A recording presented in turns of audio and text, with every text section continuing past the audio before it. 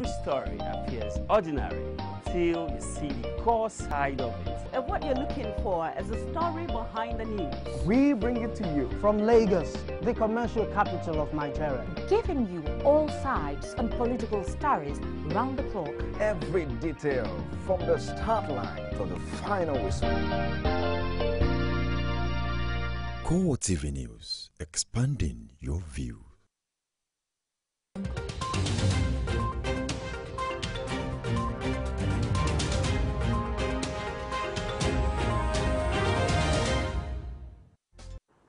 Hello and welcome to CoreTV Primetime News. I am Oluyemisi Olubi, and here are tonight's top stories.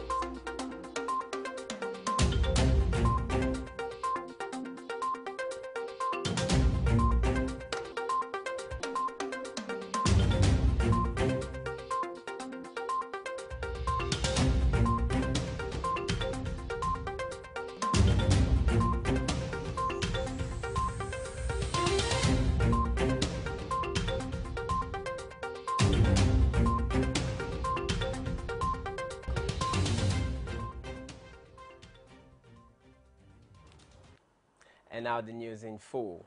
President Muhammadu Buhari says government will not relent in its efforts to ensure that all the abducted Chibok girls are rescued. He also expresses delight over the safe return of the girl Amina Ali, who is now a mother. And still with the federal government has placed a balance of excess crude accounts at $2.5 million as at the end of April. Deputy Governor of Bayelsa State, John Jonas, stated this at the end of the National Economic Council meeting.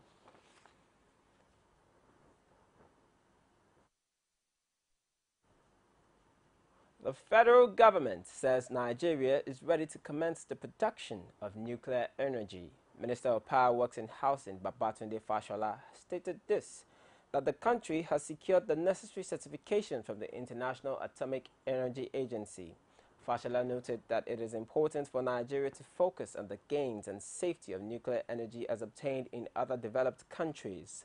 The minister further revealed that diversifying the nation's energy mix would lead to the utilization of the various forms of renewable energy sources in the country, which he believes will ultimately make electricity cheap in the country. Wife of the Vice President Dolapo Osinbajo has commended the Nigerian military for degrading Boko Haram terrorists in the northeast and for keeping the country as one indivisible entity. She also commends the Defense and Police Officers' Wives Association for its commitments to the military hierarchy, especially in the fight against insurgency in the country. Speaking at the foundation-laying ceremony and fundraising by the group for classrooms inside the Mogadishu cantonment in Abuja, Kikelemo Okere has more. We'll bring you details of that report in our subsequent bulletin. Stakeholders are advocating a new Nigeria paradigm, while noting this as a panacea to the challenges facing the nation. At a forum in Lagos, notable Nigerians prefer solutions towards an improved democratic governance. Akin Obakeye completes the story.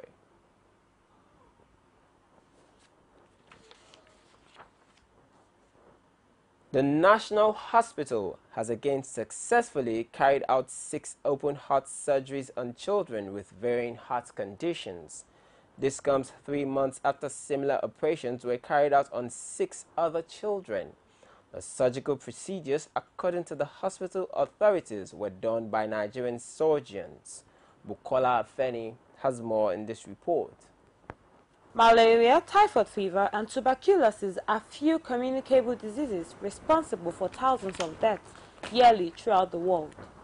And for decades, research shows that the rise in the cases of communicable diseases is attributable to the inability of many to take precautionary measures in disease control. The basic thing in the whole world today is what we call preventive medicine, not curative. Preventive medicine is to prevent the situation, not treating the disease. And preventive medicine, purely, you start from hygiene. Undoubtedly, Government at all levels have their roles. Those who are in a privileged position, either by virtue of their profession, we should continue with advocacy. Every opportunity you have, you send in the messages to the people, the important things they have to do to keep good health. If indeed health is wealth, all must be done to prevent ailments causing itches to the process of acquiring wealth and well-being. Victoria Solomon, CoreTV News, Lagos.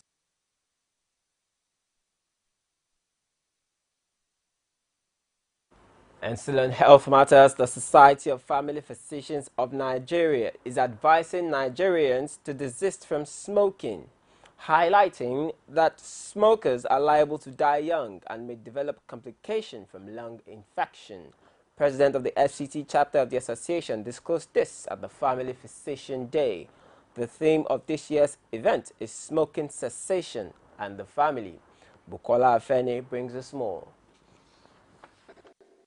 The President spoke on the need for the family to inform his members on the negative impact of smoking, adding that the family has a critical role to play as an important unit in the society. He says most smokers find it hard to quit due to addiction. The general population, particularly at this day and age, where so many diseases are coming up. Smokers, according to this physician, can be assisted through a rehabilitation program. He, however, urges medical doctors to show compassion and love to addicts to help them overcome their addiction. There was only one medical school, University of Ibadan, producing doctors, and we have about 50. So it's only now we have more doctors, we have the critical mass. It's now we're advocating that every family should have a family doctor. There are more modern methods through research that have been produced in such a way that you could have cigarettes that do not contain those toxic components so that they can ease off because they become really addicted. The Association of Family Physicians is seeking for family-related medical care to be given more attention towards ensuring the reduction of the nation's medical bill through a healthy family life. Bukola Afeni, CoreTV News, Abuja.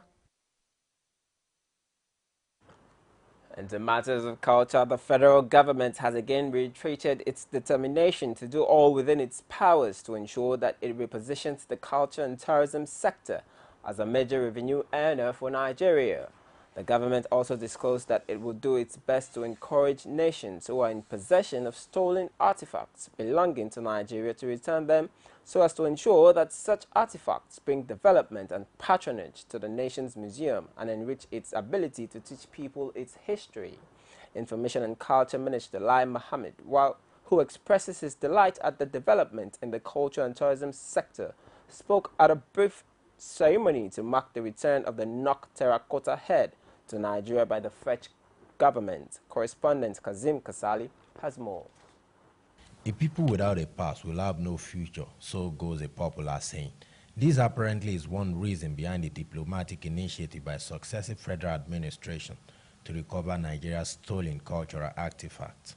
After many years of trying, the French government has returned one of the most recognizable artifacts in the history of Nigeria, the Nok terracotta head. Speaking while receiving the artifact, reputed to be very expensive and a major tourist attraction in French museums, until the decision to return it to Nigeria after years of diplomacy. Information and Culture Minister Lai Mohammed expresses delight that such a work of art is returning to its roots. He thanked the government and people of France for the gesture, while urging other countries in possession of the nation's cultural artifacts to follow the French lead. I'm told that this is about the third time such illegally exported artifacts will be returned to us through the instrumentality of the French government.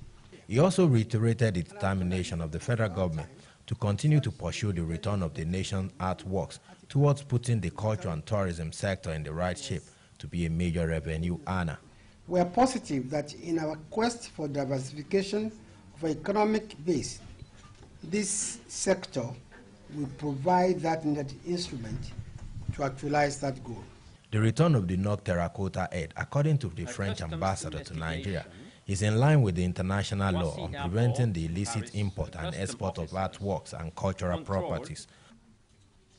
I'm also pleased of the conjunction of this event with the official restitution by France to Nigeria of 2 fragments constituting a beautiful statuette that was previously illegally exported out of this country. The Nok terracotta head is one of the most distinctive figurative sculpture made by the Nok culture people, who occupy the present-day Plateau state from 1000 BC to 500 AD, and its return to Nigeria is expected to bring more people to the museums in Nigeria, and the real work will now be on display as against the current system of images depicting it in our museums. Kozim Kasali, CoreTV News, Abuja. And to the hike in fuel prices now, the Nigerian Labour Congress has begun to review its strategy in an effort to ensure fuller compliance by workers and a higher level of success of the strike called to protest the recent fuel price increase, which enters its 2nd day. The NLC had attributed the low turnout that greeted its nationwide strike to late mobilization of state councils and critical unions, just as it claims 3 academic staff unions in the tertiary education sector are yet to join the action. Meanwhile, near-normal activities have continued in major cities like Lagos, Kaduna, and Abuja, except for rallies along major roads and public spaces, as motorists, workers, and schools continue to ignore the calls by NLC to embark on strike. And still on the strike protest, as the protest against fuel price hike enters its 2nd day, the leadership of the WABA-led faction of the Nigeria Labour Congress says it will remain on the streets until the federal government accedes to its demands. Correspondent Aniete Patrick has more. It's the 2nd day of the Nigerian Labour Congress protest and strike action against the hike in the pump price of premium motor spirit. And the protest has been joined by the Union of Local Government Workers, civil society organizations, and the Nigerian Union of Teachers. The protest started peacefully from the Beggars Bridge, with security agencies guiding the procession. But it was a different story at Area 1 Bridge, with a different set of protesters chanting "Say Baba" on the other end with brooms in their hands.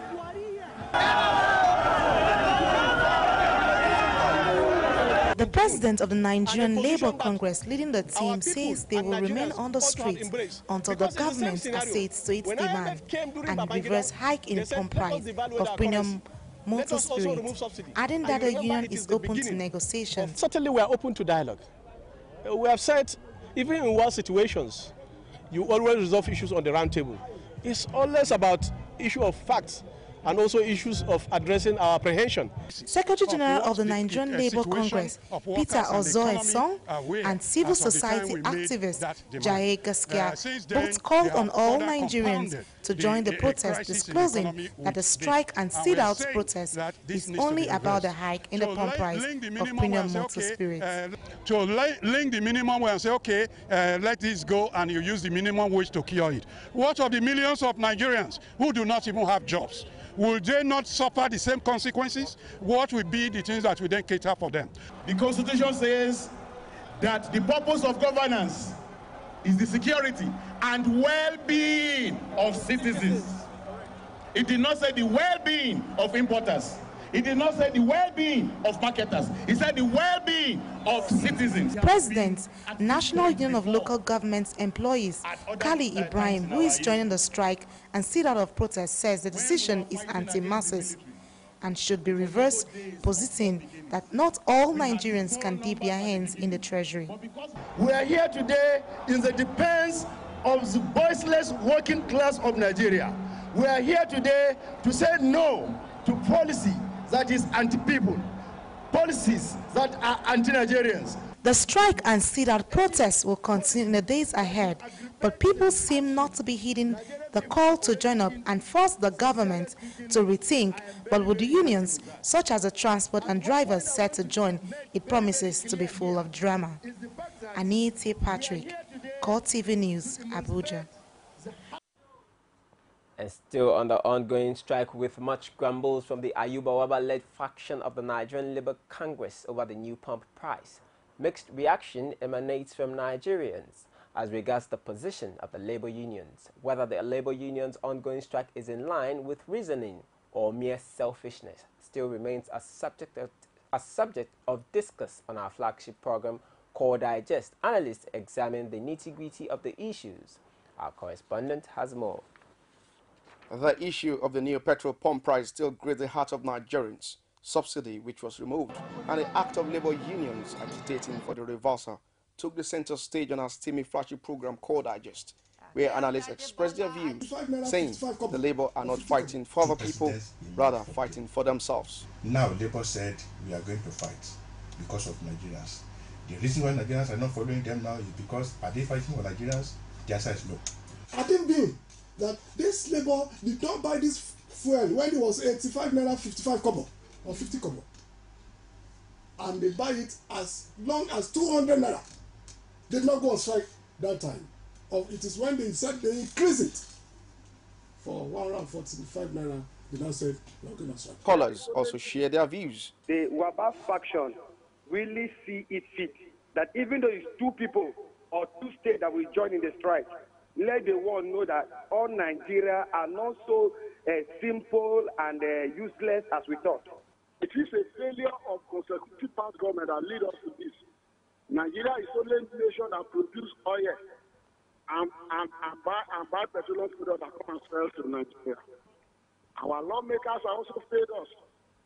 Labor organizations have also failed us. It is expected that the Ayuba faction of the LLC will call off the strike in order to negotiate with the government for better governance.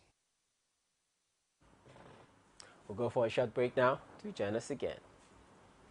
With over 7 billion of world population and still counting, the world needs to hear you now than ever. Whatever your ministry or vision is, Gospel Africa will help get you there faster than you think possible.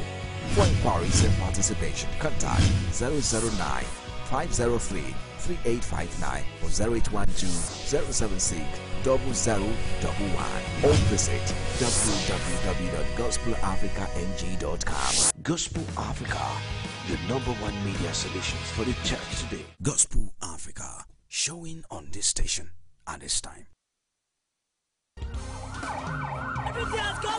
CoreTV News now live on all Androids. Welcome to CoreTV Primetime News. Download CoreTV News app from your Play Store. Click on the menu to see all our top stories from politics, sports, business, foreign news and live TV to watch us live on your mobile. I want to know why I should be believing them. You can also click on video to see all our YouTube videos. CoreTV News, a 24-hour news station.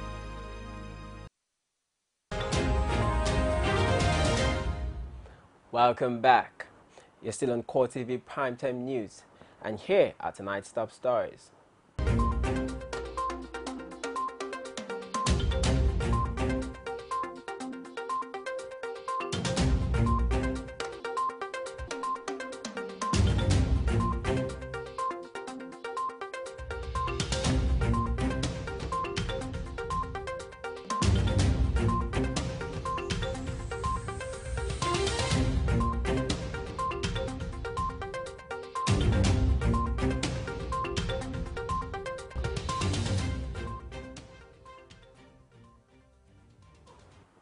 At this juncture, we would like to remind you that all you need to do to get more updates on our news stories is to visit our social media platforms. On Facebook, we are at facebook.com/CoreTV News.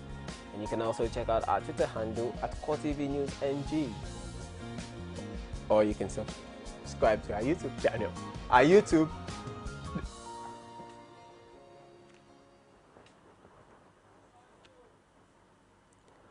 In line with federal government's determination to promote self-reliance in the local production of military hardware and equipment, the Nigerian Navy will be commissioning one tugboat, which was built locally as part of activities to mark its Diamond Jubilee. Kikelamo Okere completes the story. The Chief of Naval Staff, who was represented by the Chief of Policy and Plan, says the indigenous ship built will meet its requirement to curb terrorism in the maritime domain, adding that as part of the activities to mark the Diamond Jubilee, Nigerian Navy will be commissioning more 50 air panel boats in Port Harcourt. This is to attest the federal government determination for self-reliance. Nigerian Navy efforts in the three areas of the Chief of the Naval Staff Trust have contributed to the modest achievements gained in the period January 2016 to date. He says fleet recapitalization is a top priority of the Nigerian Navy as it will help to defend Nigerian maritime territory, integrity, and protecting the nation's maritime interests. The Nigerian Navy is able to carry out surveillance of Nigeria's maritime domain using the Regional Maritime Awareness Capability Facility. However, the celebration will hold in all naval establishments across the country. Kikelomo Okere, CoreTV News, Abuja. The Lagos State Police is restating its commitments to the objective of resisting any breach in public peace while urging Nigerians to help the force achieve its fight against insecurity. The State Commissioner of Police, Fatai Owusheni, admonishes officers to maintain high moral standard and not to sell their dignity for bribe in any guise. They are called to serve. Victoria Solomon has more.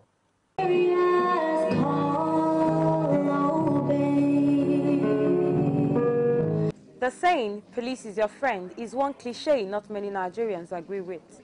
The town hall meeting organized by the Area F Command of the Lagos State Police aims at reaching out to communities on new strategies and challenges faced by the police in carrying out its duties and what Nigerians can do to help maintain a safe and secure society. We must understand that the police cannot do it alone. We must put together our resources and stand firm in our resolve to confront and eliminate those that continue to test our collective peace. Dignity and integrity and respect are expectedly the watchword for every police officer. DPOs, you have a lot of work to do. You need to get back and tell your policemen that we cannot be masters of the people that pay our salary. We are their servants. Community leaders at the town hall meeting also expressed their thoughts. In those days, the commissioner said that the traditional rulers, because of the way they handle issues, if somebody should steal a goat now, then the goat will be hung on him, they will disgrace him, and somebody will be afraid to steal again. But if you do it now, the police will say you took loss into your hands. Some DPOs that are so wonderful in performing their duties, and such DPOs, they have opportunity of curbing crimes in their different areas. But immediately these DPOs are suddenly removed, it's like the area was due jubilate. It takes the joint efforts of all to have a sane society, police, citizens and all. Hopefully the fruits of the gathering will result in a more secured Lagos state. Victoria Solomon, CoreTV News, Lagos. And on to judicial matters, a federal high court in Abuja has nullified the impeachment of the Speaker of Kogi State House of Assembly, Momo Lawal, and ordered his reinstatement. Lawal and 9 other principal members of the House had challenged their removal from office by the Umar Imam-led group on February 16, 2016, insisting that due process of the law was not followed. Our judiciary correspondent Basil Okafo has more. The Kogi State House of Assembly was thrown into crisis on February 16 after 5 lawmakers in a 20-member house sat and purportedly removed the Speaker, Momo Lawal, and other principal officers. The 5 lawmakers went ahead and chose one of them, Umar Imam, as the new Speaker of the House, prompting the other 15 members to challenge the legality of the impeachment at the Federal High Court in Abuja. Specifically, the plaintiffs had headed to the court to challenge their replacement on the grounds that it was unlawfully and unconstitutionally done, and therefore urged the court to set it aside and their position restored. Whereas the defendants, on the other hand, had argued that the removal of Lawal was as a result of his resignation from office. But delivering judgment on the matter, the presiding judge, Justice Nnamdi Dimba, held that the defendants were unable to prove their claims that Lawal resigned from his position. Justice Dimba therefore ordered for the reinstatement of Lawal as the Speaker of the House as he maintained that the impeachment was unconstitutional, illegal, null and void. Unconstitutional impeachment of the Speaker and the Deputy of the Kogi State House of Assembly. The case has lingered for some time because the defendants keep filing one objection and another. The lawmakers who challenged their removal from office by their colleagues were in court and described the judgment as a victory to the rule of law. I am very happy today that justice has been done.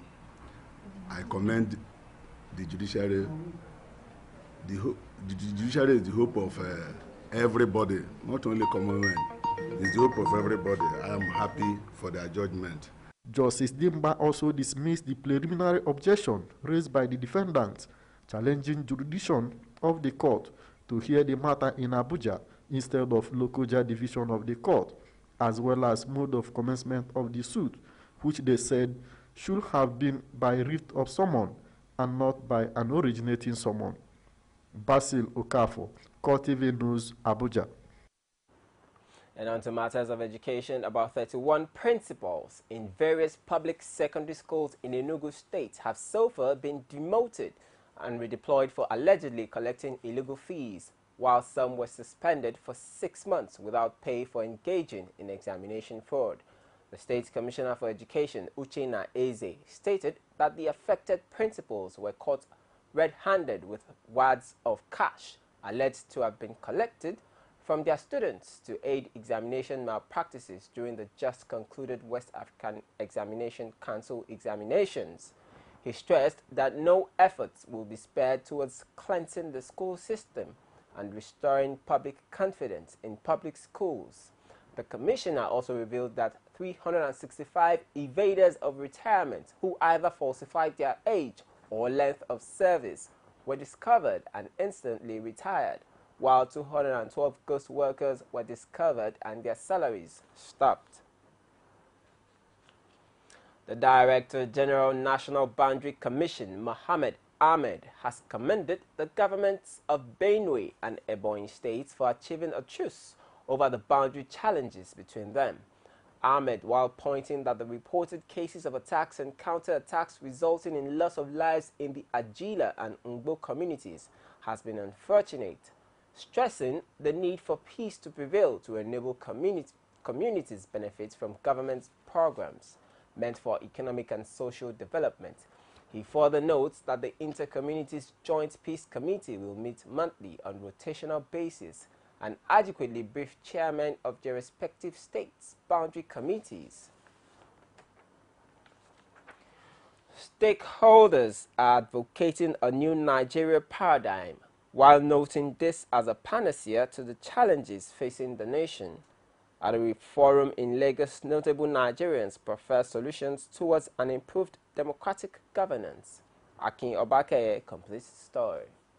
One major challenge Nigeria faces as a country can be associated with leadership as well as followership, an imbalance that has created a dent on the credibility of successive governments. Stakeholders at a solution-finding forum identify the roots of the problem. Whether democracy is truly a government of the people, for the people, and by the people, and to ask questions when the majority of the people remain poor and the elites in the ruling class are rich, if the government is for the people, by the people, for the people. Something is wrong with that definition. However, solutions abound despite the challenges militating against a more aligned democracy. A reversal of the negative national paradigm, bringing government closer to the people, institutionalization focusing on the need to create standardized and sustainable governmental practices. We all need to put ourselves together and solve the problem as a national problem. Where Nigeria is now, Buhari needs every single man, including the Igbo man, including the Ijaw man. To think otherwise is to pretend. With the stance of President Muhammadu Buhari against institutionalized corruption, a call for a new Nigeria is apt, possibly for all and sundry to appreciate the joint efforts needed to bring about that desired change. Akin Obakeye, CoreTV News, Lagos. Apparently disturbed by importation of fake, substandard and cancer-causing tomato paste into the country, the House of Representatives has mandated its committees on health services and drug and narcotics to investigate the reported substandard and cancer-causing paste. This is sequel to a motion promoted by Osai Osai of the House of Representatives. According to Osai, the fake, substandard and cancer-causing tomato paste with its low prices has flooded the Nigerian markets, thereby causing the closure of many and genuine indigenous tomato paste processing companies in Nigeria. The House has also directed the committees to report findings back to it within 3 weeks for further legislative proceedings. The Nigeria Governors Forum has expressed the readiness to access the over $4.5 billion counterpart funding laying fallow at the World Bank. The governors say accessing the fund is key to take the nation out of the current challenges confronting her. State House correspondent Abiola Oluwole completes the story. Yeah, we discuss the issues. Coming out of the monthly forum's meeting, the governor said the time is right to access the counterpart funding to cushion the effect of the national economic downturn. According to the governors, they had a fruitful deliberation with the World Bank team on the importance of the counterpart funding. We agree on terms. The governors contributed that so many things are there, more especially on the issue of the counterpart funding, which the World Bank accepted they are going to look into, and also they agree that they will give us the detail. Governor Nasir El-Rufai of Kaduna State says the fund will assist in providing needed amenities in states across the country. Well, the World Bank portfolio for the states in Nigeria for this year is $4.5 billion, $4.25 billion. And out of that, $3.5 billion is lying there undisbursed. The governor also seeks the support of Nigerians in the face of the current economic realities. From the presidential villa in Abuja, Abiola Oluwole reporting for CoreTV News. We'll go on a short break now, and when we get back, we'll bring you news from outside Nigeria and the world of sports. VAT, Value Added Tax, is a tax paid on all goods and services and remitted by the seller of the goods or provider of the service to government. 5% VAT is added to the total cost of goods and services in Nigeria, and when remitted to government is used for funding development. The VAT you pay will be used by government to develop our transport infrastructure like roads and railway lines, to continually improve our educational sector by building more schools and upgrading existing ones, to provide adequate security and a better quality of life for us all. Pay your VAT. Make your contributions to the development of Nigeria. It pays to pay your tax. This message is from the Federal Inland Revenue Service. Welcome back. We begin with Ethiopia, where government officials say about 100 people have been killed by floods and landslides across the country. According to the United Nations, at least 20,000 families have been made homeless, while local officials say there are a number of people still missing.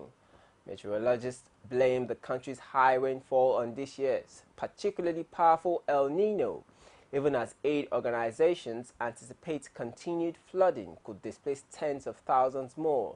The floods have also hampered distribution of vital aid to drought-affected areas. The situation seems to be exacerbated because more than 10 million people have been forced to rely on aid after the country suffered its worst drought in decades that lasted at least a year. Egyptian aviation officials say the wreckage of Egypt Air Flight MS-804 has been found south of the Greek island of Karpathos. The Airbus A320 was en route from Paris to Cairo with 66 passengers and crew when it went down overnight. Officials say the plane is more likely to have been brought down by a terrorist act than a technical fault. Greek Defense Minister Panos Kamenos says the plane made 2 sharp turns and dropped more than 25,000 feet before plunging into the Mediterranean Sea. 66 people were on board flight MS-804, most of them from Egypt and France. A Briton was also among the passengers. And to the United States now, the handgun used to kill unarmed black teenager Travion Martin in 2012 has been sold in a private auction, according to the website that hosted the sale. George Zimmerman, who was acquitted of Travion's murder, auctioned the gun on UnitedGunGroup.com and did not disclose the sale price. The sale of the gun has drawn criticism from those claiming Zimmerman was seeking to profit from Travion's death. Meanwhile, gun rights advocates have applauded him for exercising his legal rights under current U.S. laws. And in Turkey, the ruling AK party has picked Binali Yildirim as candidate for leader, a fortnight after a reported dispute within the president prompted the prime minister to quit. Yildirim, who is currently transport minister, is seen as a leading aide to President Recep Tayyip Erdogan. Outgoing Prime Minister Ahmet Davutoglu had apparently objected to Mr. Erdogan's plan to beef up his own power. The president was known to be seeking a more closely aligned prime minister. In a speech, Yildirim made clear he would work with the president and all other levels of the party. President Erdogan is hoping to move Turkey from a parliamentary to a presidential system with greater executive powers. And in sports, power style, and that's what he delivered. Roger Federer has withdrawn from this year's French Open after failing to recover from a back injury. The 34-year-old did not play in the Madrid Open earlier this month after hurting his back during practice for the tournament. Federer returned for the Italian Open but was beaten in the third round by Dominic Thiem. With this decision, it means Federer will miss a Grand Slam for the first time this century. The Swiss has struggled with injury this year, having undergone a knee injury after January's Australian Open. The former world #1 returned for the Monte Carlo Masters in April and reached the quarterfinals, where he was beaten by Joe-Wilfried Tsonga. And in football, Brazilian star Kaká is the highest paid player in Major League Soccer, topping the earnings ranking ahead of Italy's international Sebastian Giovinco and United States captain Michael Bradley. Former World Footballer of the Year, Kaká, who plays for Florida club Orlando City, led the earnings with a guaranteed salary of $7.2 million, just ahead of Toronto FC's Giovinco, who is second with $7.1 million. U.S. international skipper Bradley, who also plays with Toronto, is third with a wage of $6.5 million. Adil Rami has reassured Sevilla fans he will be fit for the Copa del Rey showdown against Barcelona after a muscle spasm forced his withdrawal from the Europa League final victory over Liverpool in Switzerland. The French international defender left the contest in Basel with 13 minutes remaining but expects to start against double-chasing Barcelona on Sunday. Rami, who joined Sevilla on a 4-year deal last summer from AC Milan, was thrilled to have won his first continental trophy, which also earned Sevilla a place in next season's Champions League group stage. Sevilla last lifted the Copa del Rey in 2010 and take on La Liga winners Barcelona at the Vicente Calderón Stadium in Madrid on Sunday. And to tennis now, the Russian Tennis Federation has revealed that former world #1 Maria Sharapova may never play again following her failed drugs test. The 29-year-old Russian tested positive for meldonium at January's Australian Open, leading to provisional suspension by the International Tennis Federation on the 12th of March. Sharapova is waiting to hear the full extent of her punishment, which could be as much as a 4-year ban, although experts say a 6-month or 12-month suspension is more likely. And that is because the World Anti-Doping Association admitted in April that scientists are unsure of how long meldonium stays in the system. And that's all we have for you on CoreTV Primetime News. But before we go, here are tonight's top story again.